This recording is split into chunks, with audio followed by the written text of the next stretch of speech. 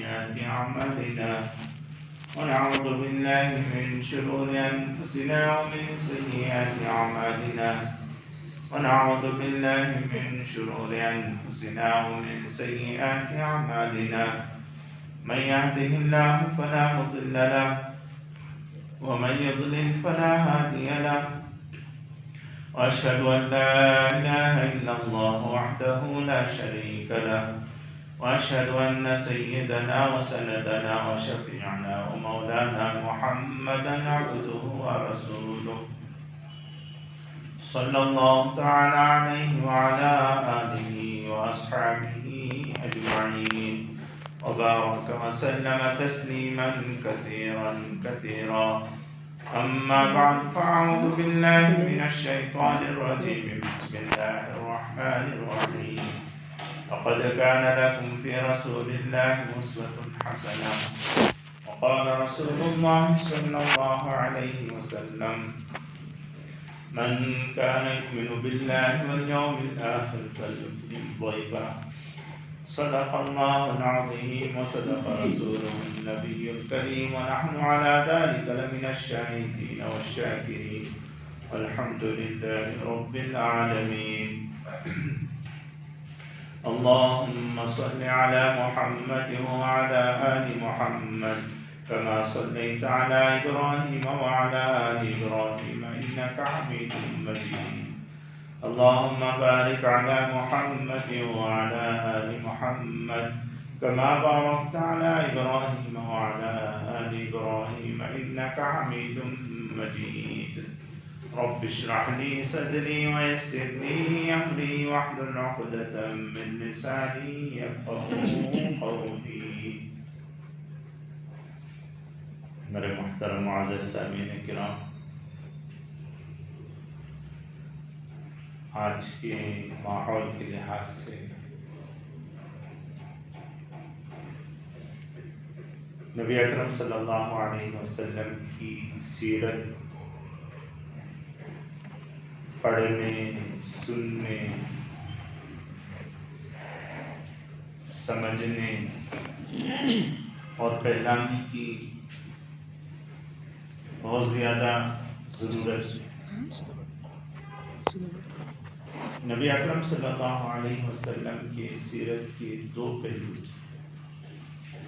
ایک تو نبی اکرم صلی اللہ علیہ وسلم کے احوال ہیں اور دوسرا پہلو نبی اکرم صلی اللہ علیہ وسلم کے اخلاق و کردار.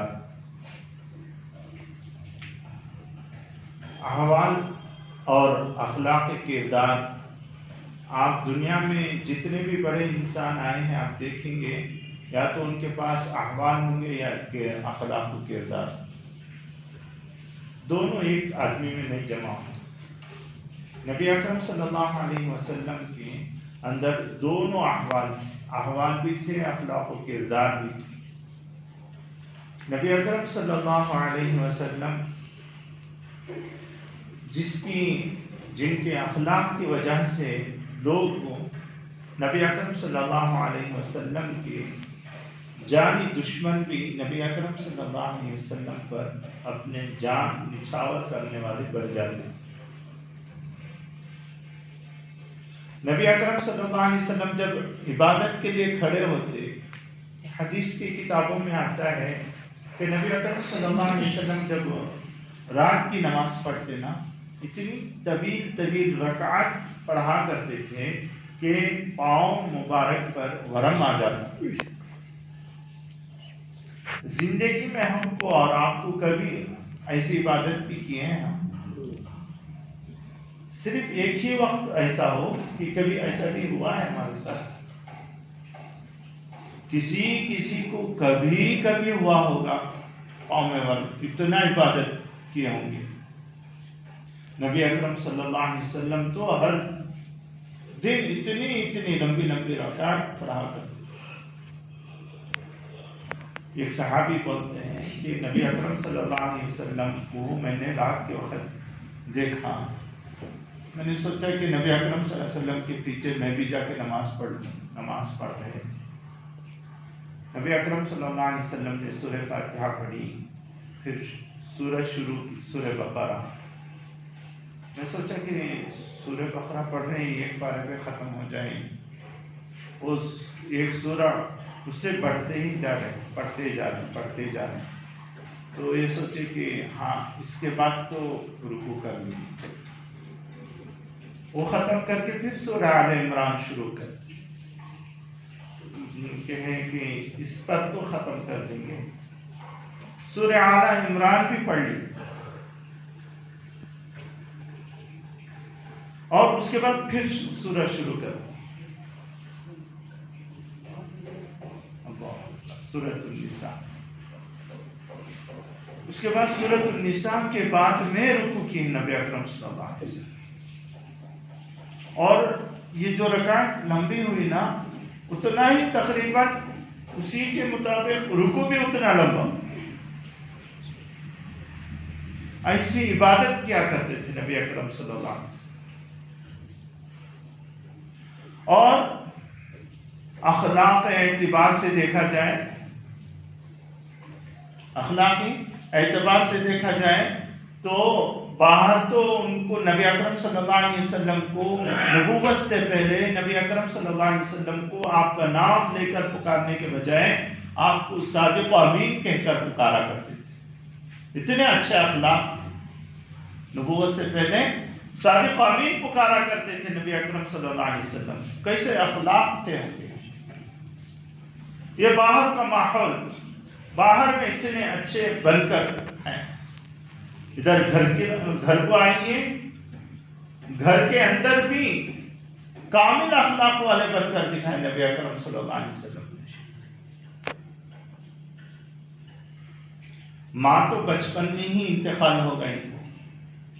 نبی اکرم صلی اللہ علیہ وسلم کی ماں 6 سال کے تھے نبی صلی اللہ علیہ وسلم، اسی وقت ماں انتقال ہو گئی.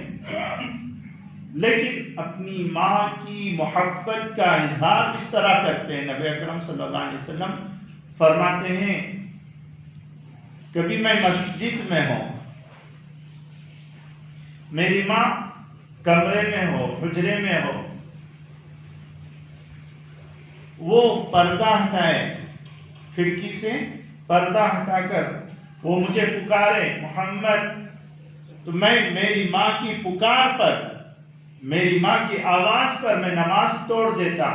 فوراً کہتا ماں سے ہاں میں حاضر ہوں. ماں کے ساتھ یہ رویہ، اتنا اچھا اخلاق. یہاں پہ ایک واقعہ یاد آ گیا. حضرت ابن عمر رضی اللہ تعالیٰ اپنے وقت کے بہت بڑے جید صحابی رسول تھے، اور جو سب سے زیادہ حدیثوں کی روایت کی ہے اس میں حضرت ابو ہریرہ رضی اللہ تعالیٰ نے، بعد میں حضرت ابن عمر کا نمبر آتا ہے. اتنے بڑے محدث اور نبی اکرم صلی اللہ علیہ وسلم کی ہر ایک سنت پر وہ مر مٹنے والے، ہر ایک سنت کو ادا کرنے والے. ایک مرتبہ اونٹ میں سوار ہو کر سواری کر کے جا رہے ہیں. ایک راستہ، ایک جگہ ایسی آئی، وہاں پہ کہا کہ رکو، اور وہاں پہ اترے حضرت ابن عمر، اور اتر کر ایسا بیٹھے جیسے کوئی قضائے حاجت کے لیے بیٹھتے نا، ایسا بیٹھے. پھر اس کے بعد آ کر ہے نا سواری پر سوار ہو کے آگے جانے لگے. تو شاگرد ساتھ میں تھے، پوچھنے لگے حضرت یہ کیا چیز ہے، یہاں تو تقاضا تو نہیں تھا آپ کو، کیا ضرورت تھی یہاں پہ اترنے کی، کتنی دقت ہوتی ہے اترنا چڑھنا اونٹ میں، اونٹ کی سواری. تو انہوں نے کہا کہ میں ایک مرتبہ نبی اکرم صلی اللہ علیہ وسلم کے ساتھ اس راستے سے جا رہا تھا، یہاں پہ نبی صلی اللہ علیہ وسلم کو تقاضا ہوا قضاء حاجت کا، تو نبی اکرم صلی اللہ علیہ وسلم یہاں پہ اتر کر ایسا کیے تھے، تو مجھے آ کر رہنا گوارا نہیں ہوا کہ میں اس کے بغیر گزروں. اتنی محبت، شفقت. تو ایک مرتبہ کعبے میں دیکھا کہ ایک آدمی ٹوکرا رکھا ہوا ہے اور اس میں ایک بوڑھی عورت ہے، اور وہ اس کو لے کر وہ آ کر ہے نا کعبے کا طواف کر رہا ہے. حضرت ابن عمر دیکھا، حیران ہو گئے یہ کون ہے.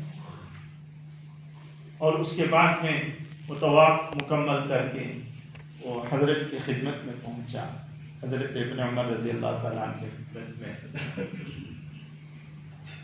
اس نے کہا حضرت میں یہ جو ٹوکرے میں جو گوڑیا تھی یہ میری ماں ہے۔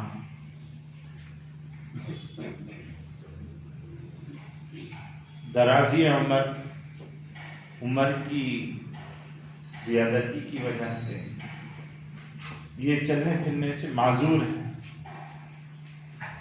ان کی خواہش تھی، ان کی دلی تمنا تھی کہ میں حج کروں، تو میں بہت دور رہتا ہوں یہاں سے، وہاں سے میں ان کو اسی حالت میں لے کر آیا ہوں، حج کے سارے ارکان میں نے ادا کیا ہے، اور اس کے بعد اب گھر جانا چاہتا ہوں، تو اس کے لیے طواف کر کے میں جانا چاہ رہا ہوں۔ میں آپ سے ایک بات پوچھنا چاہتا ہوں، پوچھوں کیا؟ حضرت نے کہا پوچھو، کیا بات ہے؟ انہوں نے کہا حضرت میں اس انداز سے میری ماں کی خدمت کر رہا ہوں، کیا میری ماں کا حق میں نے ادا کر دیا؟ میری ماں کا حق میں نے ادا کر دیا؟ حضرت ابن عمر سب سے پہلے تو اس کی ہمت افزائی فرمائی، بابا تم نے جو خدمت کی ہے آپ مبارکباد کے مستحق ہیں، بہت بڑی خدمت انجام دی تم نے، ماں کے ساتھ اتنے اچھے حسن سلوک سے پیش آئے، لیکن بابا ایک بات یاد رکھو، جب تمہاری والدہ کی پیٹ میں تھی اور اس میں پلٹتے تھے نا، پلٹنے کی جو تکلیف ہوتی تھی والدہ کو، جس کی وجہ سے ان کی زبان سے آہ نکلتا تھا، وہ ایک آہ کا بھی تم نے بدلہ نہیں چکایا، اپنی ماں کا وہ بدلہ نہیں چکایا۔ کیسے؟ اللہ تعالیٰ خود قرآن کریم میں فرماتے ہیں وَوَصَّيْنَا الْإِنسَانَ بِوَالِدَيْهِ إِحْسَانًا حَمَلَتْهُ أُمُّهُ كُرْهًا وَوَضَعَتْهُ كُرْهًا وَحَمْلُهُ وَفِصَالُهُ 30 شهرًا۔ ہم والدین کے ساتھ حسن سلوک کی وصیت کرتے ہیں، اور والدہ نے اپنے پیٹ میں بڑی تکلیف سے رکھا، اس کے بعد بڑی تکلیف سے جنا، اور اس کے بعد اس کی گندگی یہ سب صاف کرتی رہی، 30 مہینے تک اسی طرح ہو کر رہی ماں، اپنے خواہشات الگ، اپنے ضروریات الگ، اپنی نیند الگ، اپنی سب کچھ الگ، بچے کے لیے سب قربان کر۔ میرے دوستو، ایک مرتبہ نبی اکرم صلی اللہ علیہ وسلم کی خدمت میں ایک صحابی حاضر ہوئے، پوچھا یا رسول اللہ صلی اللہ علیہ وسلم، میرے ساتھ سب سے زیادہ حسن سلوک کے اعتبار سے کس کا مرتبہ ہے؟ نبی اکرم صلی اللہ علیہ وسلم نے فرمایا والدہ۔ انہوں نے کہا پھر؟ انہوں نے کہا، نبی صلی اللہ علیہ وسلم نے فرمایا پھر والدہ۔ انہوں نے کہا پھر بھی نبی صلی اللہ علیہ وسلم نے فرمایا یہ والدہ۔ چوتھی مرتبہ میں نبی اکرم صلی اللہ علیہ وسلم نے والد کا نام لیا ہے۔ والدہ اتنی ہمارے لیے اتنی اہم چیز ہے۔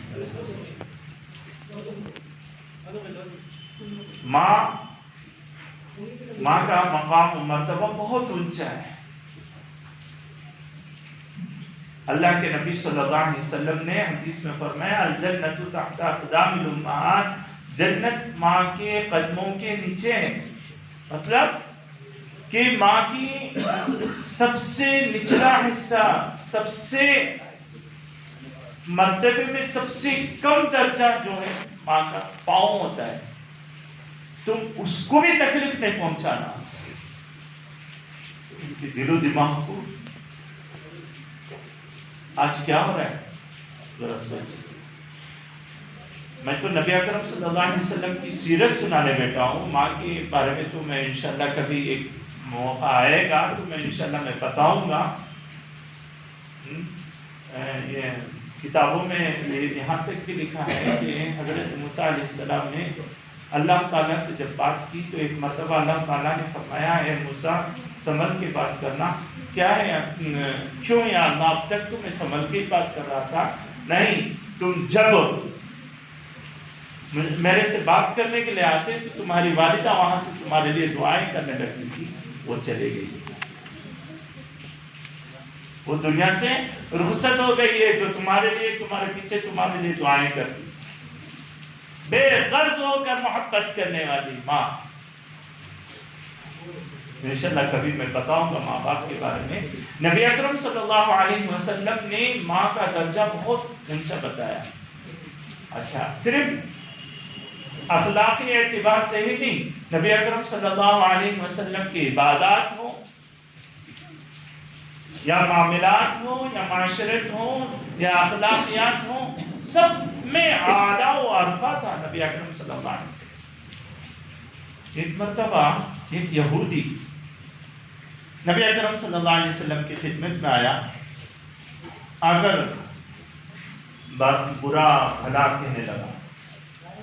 کچھ بھی وہ بولا ہی نہیں، فوراً اپنے منہ سے ایسی ویسی ایل فیل بکنے لگا. نبی اکرم صلی اللہ علیہ وسلم مسجد نبوی میں ہیں، ساتھ میں صحابہ جو جان نثار، جان کو نچھاور کرنے والے صحابہ بیٹھے ہیں، بے چین ہو گئے. حضرت عمر رضی اللہ تعالیٰ عنہ جو دینی غیرت و حمیت میں سب سے آگے تھے، کھڑے ہو گئے. یا رسول اللہ صلی اللہ علیہ وسلم، آپ مجھے اجازت دیجئے میں اس کافر کی گردن اڑا دوں. یہ مسجد نبوی میں آ کر نبی اکرم صلی اللہ علیہ وسلم کو صحابہ کی موجودگی میں ایسی بات کہہ رہا ہے، ایسا برا بلا کہہ رہا ہے. کیا ہوا؟ اس نے کہا کہ تم تو قرض دیے تھے، ایک مقررہ وقت انہوں نے ایک معین مدت کے لیے نبی اکرم صلی اللہ علیہ وسلم نے ایک یہودی سے کچھ قرض دیا. وہ ابھی وقت باقی تھا اور 4-5 دن ہی باقی تھے، یہ فوراً آ کر رہنا شروع ہو گیا. اور صرف نبی صلی اللہ علیہ وسلم کو ایک ہی نہیں، سارا خاندان کو کھینچا اور کہا کہ بنی ہاشم کے لوگ ہوتے ہی ایسے ہیں کہ وہ قرض کے معاملے میں ٹال مٹول کرنے والے ہوتے ہیں. حضرت عمر تو غصے میں آ گئے، تلوار لے کر کھڑ گئے اور اجازت طلب کر رہے تھے نبی اکرم صلی اللہ علیہ وسلم سے، آپ اجازت دیجئے میں اس کافر کی گردن اڑا دوں. تو نبی اکرم صلی اللہ علیہ وسلم نے حضرت عمر سے فرمایا ٹھنڈے کول ڈاؤن، آپ ٹھنڈے رہو. آپ سب سے پہلے مجھے یہ ان کو کہنا تھا کہ صحیح طریقے سے آپ اپنا قرض طلب کیجیے، آپ ایسا کہنا تھا انہیں، اور مجھے کہتے، مجھے نصیحت کرتے. نبی صلی اللہ علیہ وسلم فرمائے تربیت کی خاطر کیسی تربیت کی نبی صلی اللہ علیہ وسلم نے اپنے صحابہ کی، کہ آپ مجھے کہتے کہ آپ آ کر ہے نا قرض ان کا چکا دیجیے، آپ مجھے کہتے، لیکن آپ نے ایسا کچھ نہیں کہا، بلکہ فوراً تلوار لے کر کھڑے ہو گئے اور وہ ڈر گئے، چمک گئے. ایسا کرو، فلاں جگہ سے اتنا کھجور لو